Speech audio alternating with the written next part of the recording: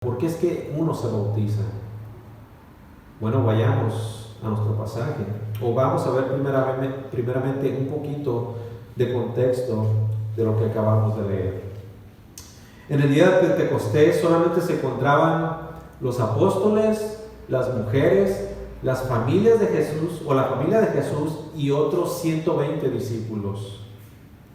Después del sermón de Pedro, después de esa predicación poderosa, se convirtieron ese mismo día 3,000 personas.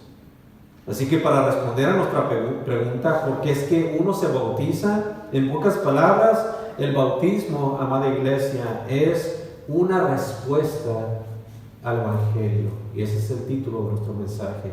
El bautismo es una respuesta al Evangelio. Y ese día 3,000 personas se bautizaron. ¿En qué? En respuesta al Evangelio predicado. Hace una semana vimos cómo nuestra hermana, así como estos 3,000, también se bautizó en respuesta al Evangelio. El Evangelio que nuestra amada hermana escuchó, que entendió y que creyó. Pero ¿qué fue exactamente lo que ella creyó? ¿Y qué fue lo que creyeron esos 3,000 en el día de Pentecostés? Bueno, vayamos a nuestro texto. Hechos capítulo 2, versículo 36. Dijo Pedro: sepa pues ciertísimamente toda la casa de Israel que a este Jesús, a quien vosotros crucificasteis, Dios le ha hecho Señor y Cristo. Amada iglesia, Jesús había muerto en la cruz. Y el Nuevo Testamento dice que después de que murió, resucitó al tercer día. Y durante 40 días seguidos estuvo apareciendo a varios de sus discípulos, hasta que al final del día 40 ascendió al cielo para sentarse a la diestra del Padre. Dice el libro de Hechos en el capítulo 1 que Jesús fue literalmente alzado al cielo, que desapareció en medio de una nube. Dice que sus discípulos fueron testigos oculares de su ascensión, pero también de su recibimiento a la gloria junto con el Padre. Jesús se había ido y los había dejado, pero no completamente abandonado. Los discípulos no iban a quedarse solos, porque Jesús antes de partir Jesús había prometido que ellos no estarían solos, que ellos no se encontrarían huérfanos. Les dijo, de hecho, que alguien estaría con ellos para siempre. Miren lo que dice rápidamente Juan capítulo 14, versículo 16, yo se lo leo. Dice: y yo, Jesús diciendo, y yo rogaré al Padre y os dará otro consolador. Noten la C mayúscula. Y os dará otro consolador. ¿Para qué? ¿Con qué motivo? Para que esté con vosotros para siempre. Y luego en el versículo 17 de Juan capítulo 14 revela el apóstol Juan exactamente quién era este consolador. Dice: el Espíritu, con E mayúscula, de verdad. Así que antes de ascender al cielo, una vez más Jesús reitera su promesa y les dice que en efecto ellos serían bautizados con el Espíritu Santo. Y esto lo podemos ver en Hechos capítulo 1, versículo 4, que dice básicamente así: y estando juntos les mandó Jesús a sus discípulos que no se fueran de Jerusalén, sino que esperasen la promesa del Padre, la cual les dijo: oísteis de mí, refiriéndose a lo que acabamos de leer en Juan capítulo 14, versículo 5. Porque Juan ciertamente bautizó con agua, mas vosotros seréis bautizados ¿con quién? Con el Espíritu Santo dentro de no muchos días. Así que los discípulos habían obedecido a las instrucciones de Jesús, no se fueron a ningún lado, ellos se quedaron estacionados en Jerusalén. Ellos sabían que Jesús, su maestro, iba a cumplir su promesa de que Él iba a rogarle al Padre para que mandara a su Santo Espíritu. Y una vez estando en Jerusalén, dice el libro de Hechos, que se reunieron los 11 discípulos, 11, no 12, eran 11 porque uno de ellos había primeramente traicionado a Jesús, ¿lo recuerdan? después de sentir remordimiento, no arrepentimiento genuino, este discípulo, dice el Nuevo Testamento, que fue y se suicidó. Y mientras los discípulos estaban reunidos junto con María, la madre de Jesús, y sus hermanos, y los otros 120 más, ellos se vieron en la necesidad de escoger a otro apóstol que pudiera tomar el lugar vacante, y en realidad no cualquier hombre podía tomar esta nueva posición. De hecho, habían requisitos, y si usted no lo sabe, para poder ser un apóstol habían requisitos, y esos requisitos los podemos encontrar en este mismo capítulo de Hechos, en el versículo 21, y yo se lo voy a leer. Dice: es necesario pues que de estos hombres que han estado junto con nosotros todo el tiempo que el Señor Jesús entraba y salía entre nosotros, comenzando desde el bautismo de Juan hasta el día en que de entre nosotros fue recibido arriba, uno se ha hecho testigo con nosotros ¿de qué? De su resurrección. Aquel hombre que había sido considerado para el oficio de apostolado tenía que haber sido testigo ocular de la resurrección de Cristo Jesús. Ahora, esto nos pone a pensar un poquito sobre los supuestos apóstoles que existen el día de hoy. Y yo les aseguro que ninguno ha visto al Cristo resucitado. Así que como habían hombres que habían visto ocularmente a Jesús, mira lo que sucedió, versículo 23 de Hechos 1. Y señalaron a dos, a José llamado Barsabás, que tenía por sobrenombre Justo, y a Matías. Y orando, ¿notan? Orando, ¿quiénes? Los otros discípulos, los otros apóstoles, orando, ahora se autonombran como apóstoles. Y orando dijeron: tú, Señor, que conoces los corazones de todos, muestra cuál de estos dos has escogido para que tome la parte de este ministerio apostolado, de que cayó Judas por transgresión para irse a su propio lugar. Versículo 26, y les echaron suertes, y la suerte cayó sobre Matías, y fue contado con los 11 apóstoles. Ahora, en ese tiempo la fiesta de Pentecostés se había acercado. La fiesta de Pentecostés era una fiesta que se celebraba 50 días después de la celebración de la Pascua, recordarán.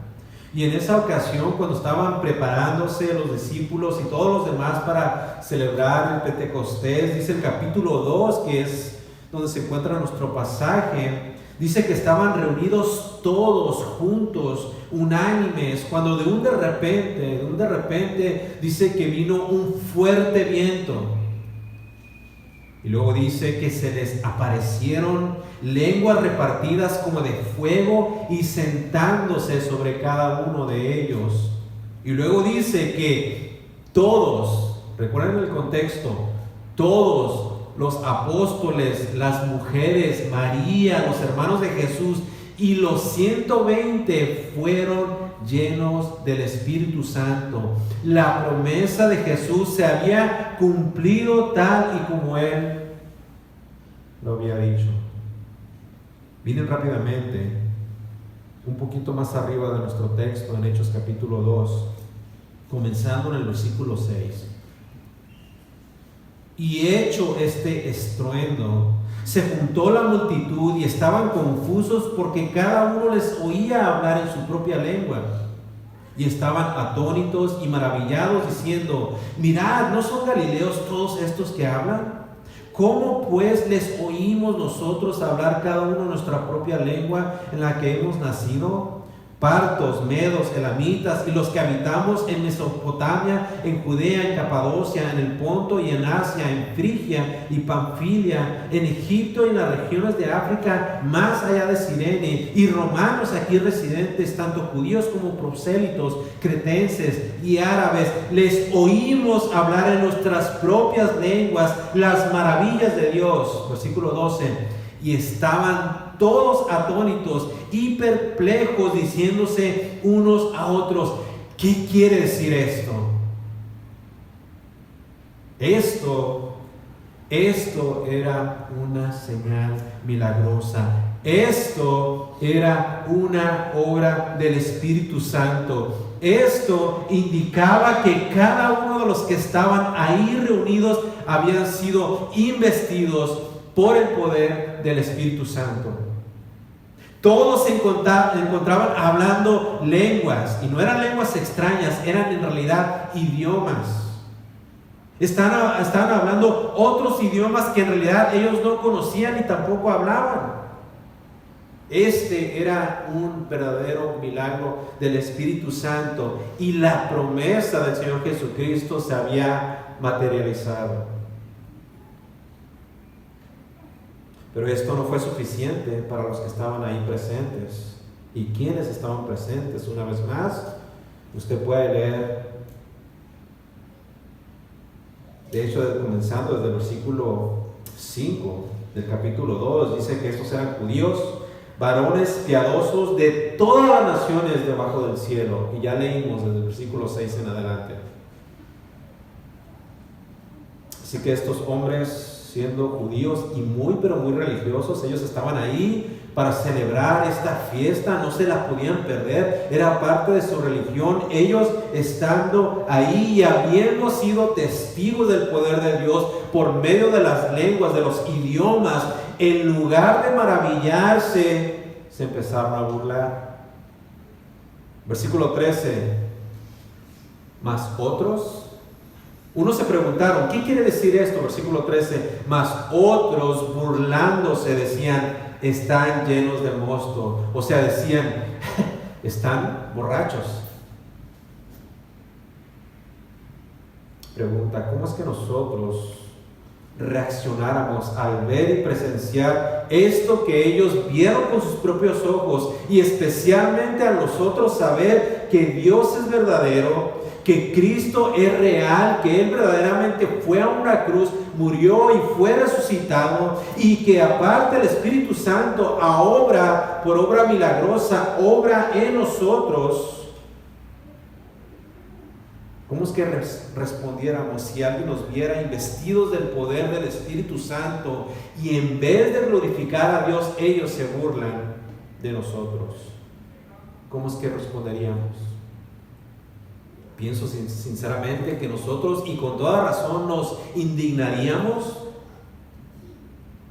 pero también nos armaríamos de valor para pronto defender nuestra fe, ¿cierto? ¿O no? Bueno, eso fue precisamente lo que hizo el apóstol Pedro. Pedro se levantó con fe y con poder y predicó claramente el Evangelio. El apóstol Pedro explicó y articuló el mensaje poderoso del Evangelio, el cual, después de escucharlo, muchos de ellos, dice nuestro texto, que se convirtieron ese mismo día. 3,000 de ellos. Pero qué glorioso. Y fue en ese mismo día y en ese momento, a partir del sermón de Pedro, que la iglesia, tal y como la conocemos, amada iglesia, había nacido.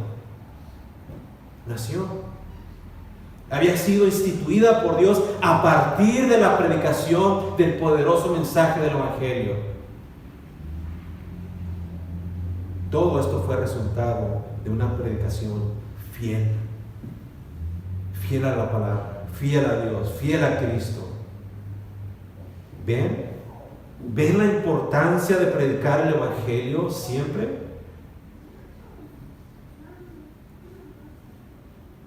Amada iglesia, si nosotros no predicamos el Evangelio, no esperemos que nadie se convierta. No esperemos que nuestros hijos vengan a los pies de Cristo. No esperemos que nuestros padres, primos, tíos vengan a los pies de Cristo. No esperemos que los que están allá afuera emborrachándose, andando en lujurias, en fornicación, vengan a los pies de Cristo. Es necesario hablar con palabras, el mensaje del Evangelio. No hay otra forma. No existe ninguna manera de que un hombre o una mujer reciba el don de la salvación si es que no se le predica. Y específicamente si es que no se le predica sobre la vida, la muerte y sepultura de Cristo Jesús. ¿Entienden, amados hermanos? La importancia de armarnos de valor, levantarnos así como Pedro y hablarles de Cristo, de su perfección, de su santidad, de su justicia, de su obra en la cruz, de que Él derramó sangre, literalmente derramó sangre por pecadores, para sufrir por ellos, para cargar toda la ira de Dios sobre Él y al final morir, hacerse culpable, pero luego hablar de la hermosa resurrección y que ahora a todo pecador le da vida y vida. No solamente en esta tierra, sino vida en la eternidad. Veamos rápidamente un punto muy importante de este mensaje poderoso del cual Pedro habló en ese día, para que todos los que escucharon este mensaje creyeran. Y como resultado, no se nos olvide, y como resultado fueran bautizados. Y este punto es en realidad el Evangelio. El Evangelio. Hechos capítulo 2, versículo 22. Este es Pedro hablando, este es Pedro predicando.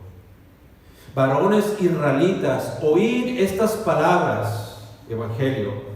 Jesús Nazareno, varón aprobado por Dios entre vosotros, con las maravillas, prodigios y señales que Dios hizo entre vosotros por medio de Él, como vosotros mismos sabéis. A este, entregado por el determinado consejo y anticipado conocimiento de Dios, prendisteis y matasteis por manos de inicuos, crucificándole, y al cual Dios levantó, suelto los dolores de la muerte, por cuanto era imposible que fuese retenido por ella. Este sermón de Pedro estaba centrado únicamente y exclusivamente en Cristo.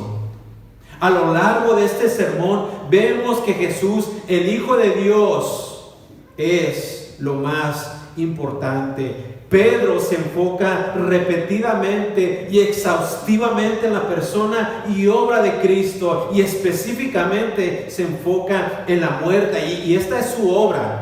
En la muerte, resurrección, ascensión, pero también entronización de Jesús.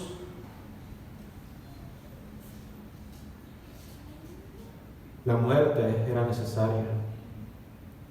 Y era necesaria porque alguien tenía que morir. Dice Romanos capítulo 6, versículo 23, que la paga del pecado es la muerte. Entonces esto quiere decir que Dios requería un sacrificio, y no un sacrificio cualquiera, sino un sacrificio perfecto. Perfecto. Y como nadie, ningún hombre es perfecto, pues todos han nacido ya con una naturaleza pecaminosa después de Adán, el primer Adán. Era necesario, escucha atentamente, era necesario que Dios mismo, en la persona de Jesucristo, se hiciera hombre como uno de nosotros, igual que nosotros, en todos los sentidos, a excepción de una sola cosa, pero sin pecado. Así que Dios mismo tenía que descender a este mundo, y en la persona de Jesucristo, ese Dios hombre tenía que vivir la vida perfecta que ni tú ni yo podemos vivir ni un solo segundo de nuestras vidas. Cristo vivió en perfecta obediencia, satisfaciendo así la demanda justa de Dios, la cual era perfección y la cual ni uno de nosotros puede lograr.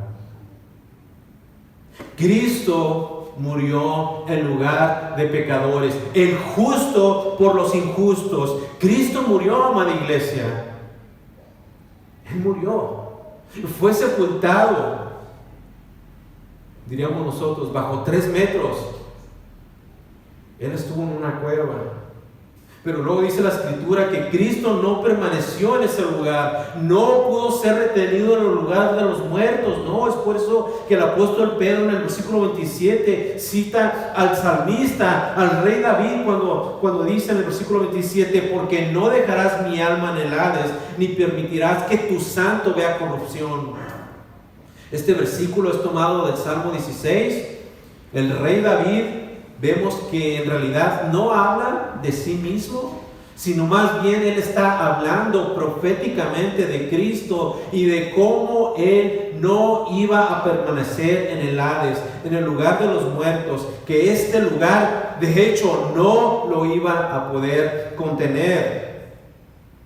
Y si no lo podía contener, esto quiere decir que Cristo iba a resucitar, que Cristo se iba a levantar de entre los muertos, venciendo así el poder del pecado y el poder de la muerte una vez y una sola vez y por toda la eternidad. Hechos capítulo 2, versículo 29.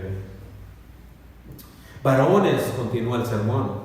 Varones hermanos, se os puede decir libremente del patriarca David, que murió y fue sepultado, y su sepulcro está con nosotros hasta el día de hoy.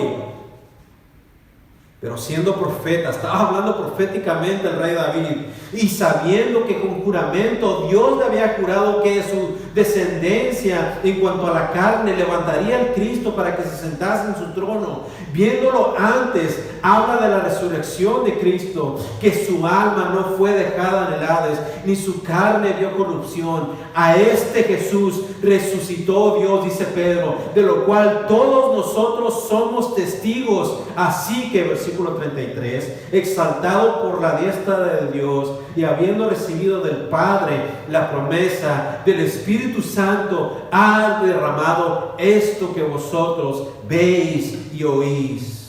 Al momento después de haber predicado el Evangelio, el apóstol Pedro les expone ahora un componente muy importante y esencial del Evangelio, el cual es el arrepentimiento. Un evangelio, una presentación del evangelio sin un llamado al arrepentimiento no es un evangelio completo. Así que Pedro llama a los judíos religiosos que en realidad habían sido culpables de haber llevado a Cristo a la cruz al arrepentimiento. Les llamó con poder y autoridad a que ellos se arrepintieran tanto de sus propios pecados como también de su percepción negativa acerca de la persona de Jesucristo. Les dijo que se arrepintieran de la manera como ellos lo habían rechazado abiertamente y de cómo lo ignoraban y lo tenían por un hombre cualquiera. Pero que dice que Dios, en el versículo 36, lo hizo Señor y Cristo. Dice el versículo 36: sepa pues ciertísimamente toda la casa de Israel que a este Jesús, a quien vosotros crucificasteis, Dios le ha hecho Señor y Cristo. O sea, Señor de toda la creación, Dios de todo el universo, pero al mismo tiempo el Salvador del mundo. Al mismo tiempo convirtiéndose en el Salvador, pero al mismo tiempo convirtiéndose en el Señor de sus vidas enteras. Curioso. Versículo 37. Pedro predicó el Evangelio, lo articuló de una manera coherente, pudo detallar lo que Dios hizo por medio de su Hijo. Versículo 37. Al oír esto, ¿qué pasó? Se compungieron de corazón y dijeron a Pedro y a los otros apóstoles: varones hermanos, ¿qué haremos? Verdaderamente esos hombres, después de haber escuchado el Evangelio, estaban consternados. No era una pregunta sencilla, como cuando nosotros tenemos alguna duda. No, ellos verdaderamente conmovidos dijeron: varones hermanos, ¿qué haremos? O sea que los hombres que previamente se habían burlado del poder de Dios, ahora conmocionados completamente por haber escuchado las palabras poderosas del Evangelio, fueron movidos y traídos a convicción. El Espíritu Santo, por el poder del Evangelio, los convencía de su pecado y de su error. Y luego hicieron la pregunta correcta: varones hermanos, ¿qué haremos? ¿Qué haremos? ¿Qué tenemos que hacer? ¿Qué tenemos que hacer, Pedro? Nos hemos dado cuenta de nuestro error. Ha sido un error fatal, un error grave. Nuestro pecado ha sido grande y ahora nos damos cuenta de nuestra maldad, de nuestra iniquidad. Ha sido demasiado grande. Hemos pecado ante Dios. Dinos qué hacer, Pedro, por favor, dinos.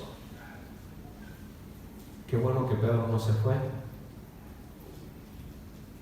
Y esto nos debe recordar que no solamente predicamos una vez, tenemos que estar ahí siempre para proveerles lo necesario para que ellos verdaderamente vengan a Cristo. Así que Pedro les da la respuesta: no se fue. Versículo 38. Pedro les dijo: arrepentidos, arrepiéntanse. Arrepiéntanse de su maldad, arrepiéntanse y bautícese cada uno de vosotros en el nombre de Jesucristo. ¿Para qué? Para perdón de pecados, y recibiréis el don del Espíritu Santo. Arrepiéntanse de todo corazón, humíllense completamente ante Dios, confiesen, expongan todo su corazón delante de Dios. Confiesen su pecado, reconozcan que Dios es santo y que Él no puede ver el mal, y que su Hijo Jesucristo es el Señor de toda la creación, de todo el universo y de sus propias vidas, y de que Cristo es el justo, el santo, el perfecto, el Cordero sin mancha y sin arruga. Que Él es el Cristo, el Mesías, quien tomó su lugar en esa cruz y que en ella tomó cada uno de sus pecados y sufrió y murió por ellos. Y que, como dice el salmista, que después de haber muerto, el Hades no lo pudo contener, que no lo pudo contener y resucitó para sentarse a la diestra de Dios y coronarse como rey. Arrepiéntanse ahora, arrepiéntanse. Y versículo 38, bautícese cada uno de vosotros en el nombre de Jesucristo para perdón de los pecados. Y la promesa es esta: recibiréis un hermoso regalo, el Espíritu Santo. O sea, Dios mismo va a estar con ustedes. No estaremos solos. Dios estará con nosotros en cada paso de nuestras vidas, en nuestro cristianismo. Todo el mundo se puede ir, pero Dios, por medio de la persona del Espíritu Santo, estará con nosotros. ¿Y cuál fue la respuesta de estos hombres? ¿Cómo respondieron al llamado de Pedro? Versículo 41. Así que los que recibieron su palabra fueron ¿qué? Bautizados. Y se añadieron aquel día como 3,000 personas. 3,000 personas. Y luego, después de que bautizaron, ¿qué pasó? Lo anunciaron delante de la iglesia y se jactaron. Este día vinieron tantos y tantos a Cristo, y este día bautizaron a estos tantos y tantos, y luego se fueron. Absolutamente no. Versículo 42. Y perseveraban en la doctrina de los apóstoles, en la comunión unos con otros, en el partimiento del pan y en las oraciones. Todo esto, amada iglesia, es el resultado de haber predicado el Evangelio. Y por eso, al escuchar, se compungían, se arrepentían, confesaban sus pecados, se apropiaban del mensaje completamente y se bautizaban. Y al verse bautizados, recibían el don del Espíritu Santo para su santificación. Solamente quisiera hacerte un llamado, amado hermano. ¿Verdaderamente has creído de esta manera, así como estos hombres religiosos tal vez que vienen de vez en cuando a la iglesia, o incluso que vienen todos los domingos a la iglesia y participan de todas las actividades de la iglesia, pero en realidad tu corazón no ha sido regenerado y se muestra por una conducta diaria negativa en contra de este mismo mensaje, en contra del mensaje del Evangelio? Vas y haces y dices todo lo contrario a lo que Dios manda en el Nuevo Testamento.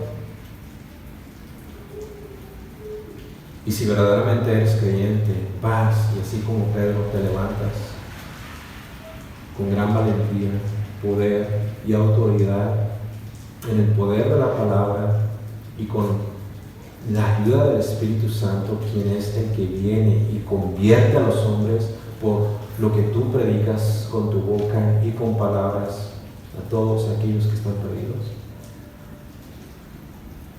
Que el Señor nos ayude a que seamos hombres y mujeres que predican el Evangelio con fidelidad y amor a las Escrituras. Señor, gracias te damos por tu palabra y gracias te damos por tu Evangelio y por lo que tú haces, Señor, hasta el día de hoy en ellos, trayéndolos, Señor, de las tinieblas a la luz para tu honra y gloria. Amén. Dios los bendiga.